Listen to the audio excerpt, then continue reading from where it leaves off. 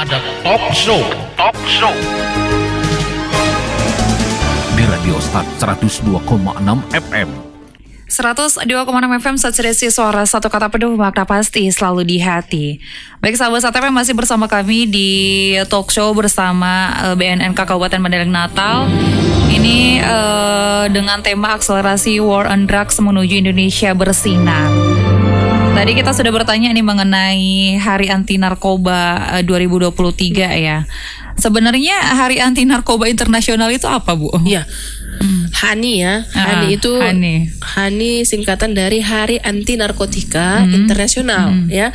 Jadi Hari Anti Narkotika Internasional ini diperingati setiap tanggal 26 Juni di seluruh dunia ya.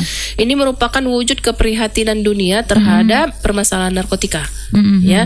Jadi dibuatlah setiap tanggal 26 itu sebagai peringatan terhadap Hari Anti Narkotika Internasional ya. Selain generasi muda nih, orang dewasa dan anak-anak juga udah menjadi sasaran pengedaran narkoba itu ya, Bu ya. Nah, kenapa harus anak-anak menjadi target peredaran narkoba itu, Bu? Ya, jadi kita sama-sama tahu nih kalau dia anak dan remaja itu kan merupakan masa peralihan ya dari anak-anak ke dewasa. Jadi remaja itu sangat loyal terhadap temannya. Nah, kita sama-sama tahu bahwa setiap penyalahguna narkoba kalau ditanya siapa yang pertama kali memberikan narkoba ke dia, itu selalu dari temannya. Nah, sehingga itulah yang menyebabkan kenapa remaja ini yang menjadi target yang paling utama dari pengedar. Ya, memang lebih laku di kalangan remaja daripada kalangan dewasa. Itu dia. Karena yang pertama mungkin karena masa pengen tahu remaja itu sangat besar. Tetapi harus kembali kita ingatkan, untuk narkotika carilah informasi tentang narkotika, tidak dicoba. Ya, carilah informasi tentang narkotika tetapi jangan coba gitu. Nah, kemudian yang kedua, kenapa remaja yang menjadi sasaran empuknya itu adalah karena remaja memiliki solidaritas yang tinggi ya. Kalau teman yang satu pakai, dia harus pakai.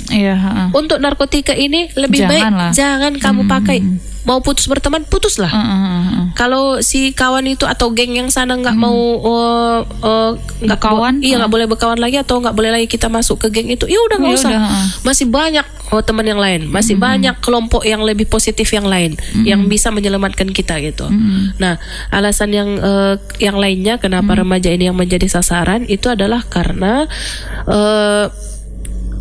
remaja ini kan merupakan penerus bangsa.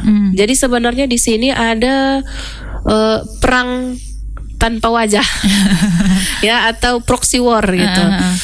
Ada oleh beberapa kelompok ataupun beberapa negara yang memang secara tersembunyi memang mau menghancurkan generasi bangsa kita. Jadi generasi muda inilah yang menjadi sasaran peredaran narkotika, sehingga kita tidak punya generasi yang unggul atau lost generation gitu. Sehingga kita tidak mampu bersaing di dunia internasional.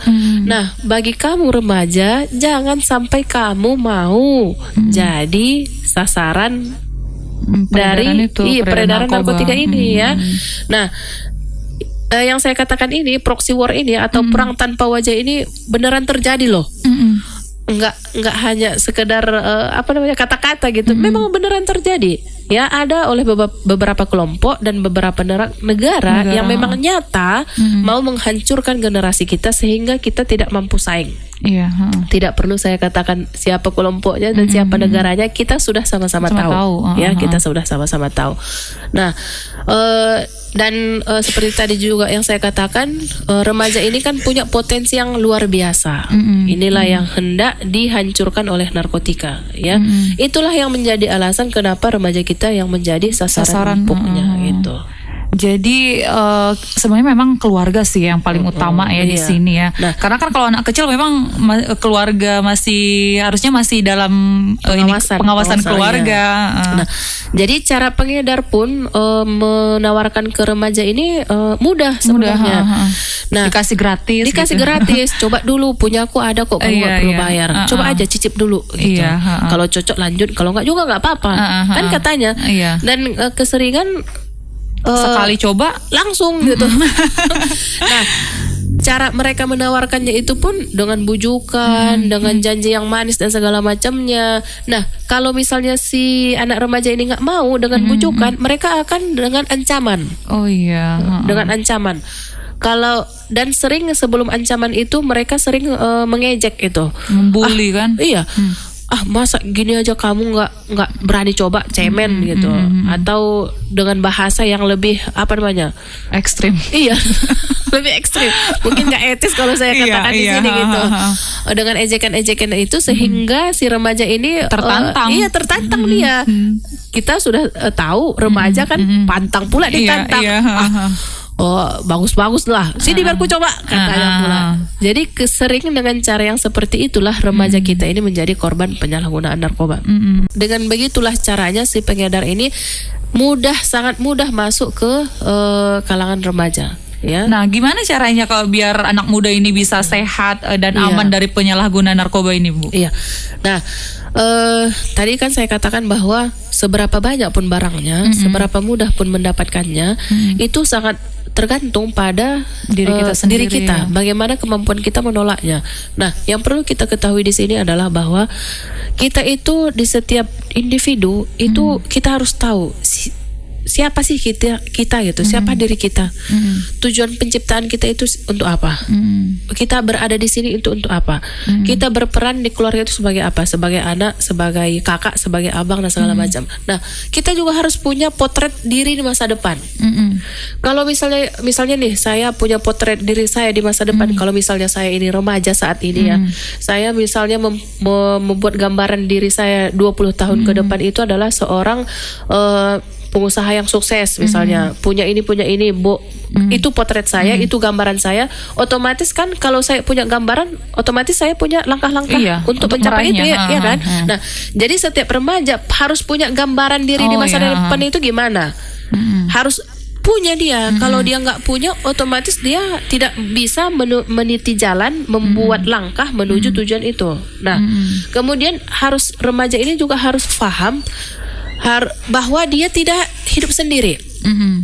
Ya, akan ada lingkungan yang berusaha merusak dia, tetapi jangan lupa ada juga lingkungan yang akan mendukung dia. Seperti tadi yang saya katakan, kalaulah misalnya dengan kamu tidak mau mencoba, maka kamu akan dimusuhi, dijauhi oleh mereka, teman-teman segengmu, ya sudah, lebih baik putus berteman dengan mereka daripada kamu mencoba gitu. Nah, konsep itu harus difahami oleh remaja kita. Nah, kemudian apalagi remaja ini juga harus mengerti tahapan perkembangan dia. Menjadi remaja laki-laki dan menjadi remaja perempuan itu ada tahapan perkembangannya. Keingintahuan yang besar di masa remaja itu mereka harus pahami itu tahap itu gitu loh, sehingga mereka mampu beradaptasi dan mampu melewatinya dengan positif dan aman dari penyalahgunaan narkotika. Ya, nah selain itu kita juga akan memberikan pemahaman yang cukup tentang bahaya penyalahgunaan narkotika, dan kita juga mengajak si remaja ini mari beraksi untuk say no to drugs atau war on drugs. Nah, kalau si remaja ini ikut serta dalam war on drugs, otomatis dia sudah memulai langkah pertama dalam menjaga dirinya dari bahaya narkoba. Ini contohnya yang paling mudah lah. Misalnya dia membuat postingan di media sosialnya, war on drugs gitu aja, itu temannya kan pasti baca itu. Wah, si kawan ini udah war on drugs, nggak usah lagi kita ajak dia. Pasti kan kata si kawan yang udah make. Sebegitu mudahnya sebenarnya menjaga diri kita dari narkotika ataupun dari narkoba, asalkan kita mau gitu loh. Kita yang melabeli diri kita sendiri ya kan. Iya, kita harus melindungi diri kita gitu dari penyalahgunaan narkotika. Nah, Seperti tadi yang sudah kita jelaskan bahwa pemerintah kan juga sudah membuat lembaga untuk menangani permasalahan narkotika ini. Nah, ini akan maksimal fungsinya apabila kita sama-sama bekerja gitu. Jangan saling menunggu, jangan saling melempar tugas dan segala macamnya. Nah, kalau misalnya si anak memang butuh atau si orang tua sudah tidak mampu lagi memberikan pemahaman terhadap anak tentang narkotika ini, ya sudah kontak saja penegak hukum atau hubungi saja polisi atau hubungi kita BNN atau hubungi tenaga kesehatan yang bisa menjelaskan tentang bahaya narkotika. Banyak itu caranya. Kalau mungkin menghubungi BNN, mungkin karena BNN-nya itu hanya ada di Penyambungan ya, di kabupaten ya.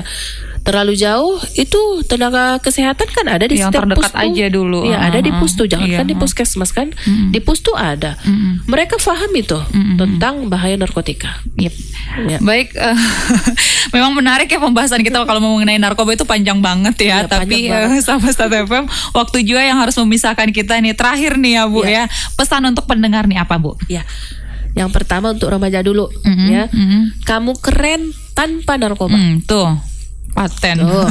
Untuk orang tua sebelum